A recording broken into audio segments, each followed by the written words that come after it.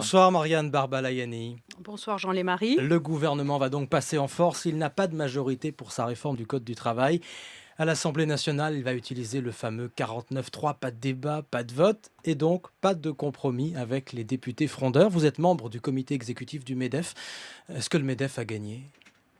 Pas du tout. Moi, je crois qu'il y a une immense déception. Évidemment, tout dépendra du projet qui sera soumis effectivement à la procédure qu'a décidé le gouvernement du 49.3. Mais il y a une grande déception parce que je dirais que le projet initial comportait de vraies avancées qui auraient permis de redévelopper l'emploi en France.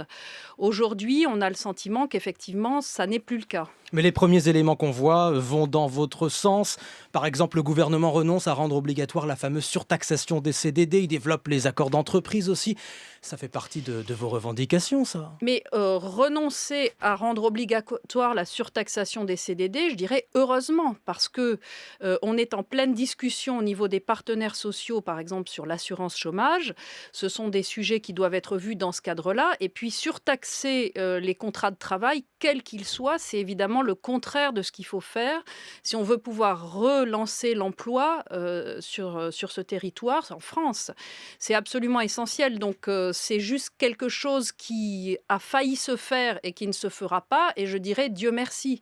Maintenant, dans les mesures positives qui vont permettre de relancer l'emploi, c'est un peu difficile. Moi, je vois beaucoup, en effet, l'inquiétude, notamment des petites entreprises qui voient un certain nombre de complexités supplémentaires, qui s'inquiètent de ce qui va se faire sur la pénibilité, sur le compte personnel d'activité, sur ce qu'on appelle le mandatement, c'est-à-dire rendre obligatoire au fond le fait syndical dans les toutes petites entreprises. Ce sont les clients des banques et on voit une forte inquiétude. Donc pour résumer rapidement là-dessus, Marianne Barbalayani, plusieurs syndicats sont furieux ce soir, et vous aussi. Je ne suis pas furieuse, je suis inquiète. Pour présenter les banques, je l'ai dit, et si vous êtes là ce soir, c'est aussi pour parler de ces taux d'intérêt qui ont atteint des niveaux très bas, des niveaux historiques. Qui en profite le plus aujourd'hui ?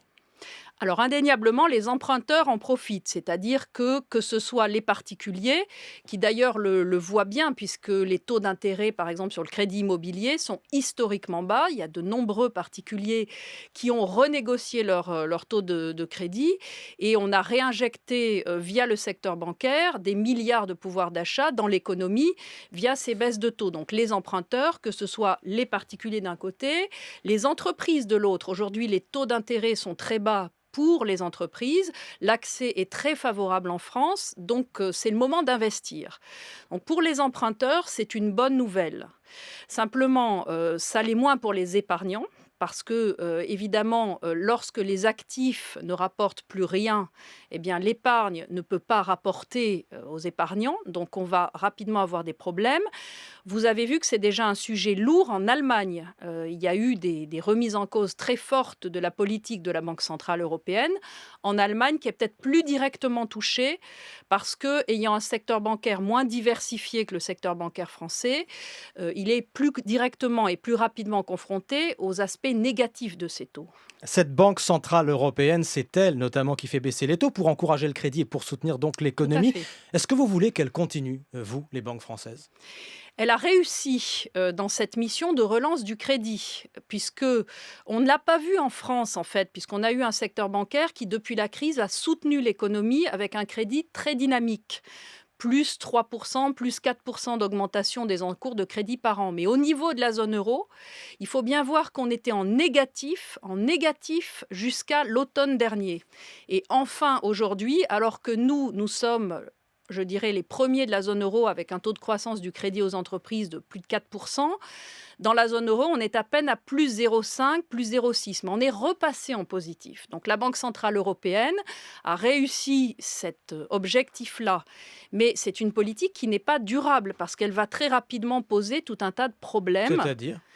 Parce que vous voyez bien qu'aujourd'hui, on est non seulement en taux négatif, mais en taux bas, mais en taux négatif. Alors ça, C'est du jamais vu. il faut expliquer ça, parce que je suis sûr que c'est pas du tout clair pour les auditeurs de France Info.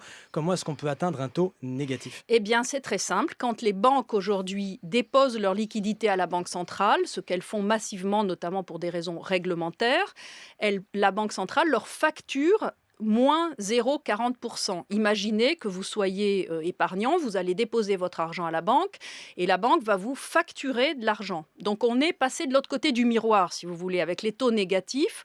On est vraiment dans quelque chose de totalement atypique, qu'on comprend au regard du contexte économique de la zone euro, de la nécessité de relancer l'économie de la zone euro via notamment le crédit, mais ça ne peut pas durer parce que assez rapidement, la question de la rentabilité des banques, de la capacité des assurances à servir des taux corrects aux gens qui ont des assurances vie, etc., va se poser. Attendez, Marianne Barba-Layani, vous êtes inquiète pour la rentabilité des banques? Vous avez vu les résultats des grandes banques françaises pour l'année dernière?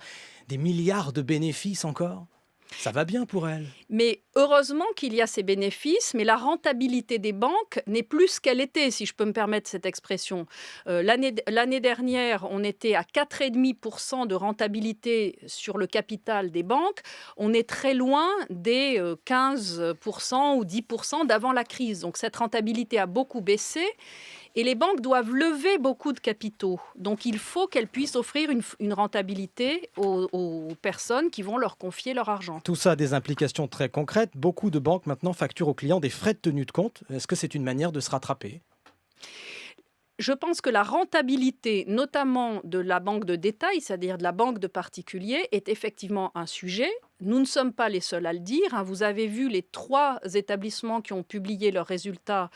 On observe partout une baisse du produit net bancaire, c'est-à-dire du chiffre d'affaires des banques. Donc, il y a une vraie question sur la rentabilité des banques dans ce contexte de taux bas, avec une pression réglementaire qui a été considérablement alourdie depuis la crise, et donc la nécessité de lever des capitaux tout en étant moins rentable. Donc effectivement, oui, c'est un sujet. Vous savez que vous aurez beaucoup de mal à faire pleurer sur le sort des banques. Vous en avez conscience. Mais on ne veut pas faire pleurer sur le sort des banques, c'est pas du tout notre objectif. Ce qu'on veut, c'est que les banques continuent à pouvoir financer l'économie de façon active comme elles le font. Et ça nécessite effectivement une certaine rentabilité, des capitaux, une solidité. Merci Marianne Barba-Layani, directrice générale de la Fédération bancaire française, invitée de l'Interview Éco.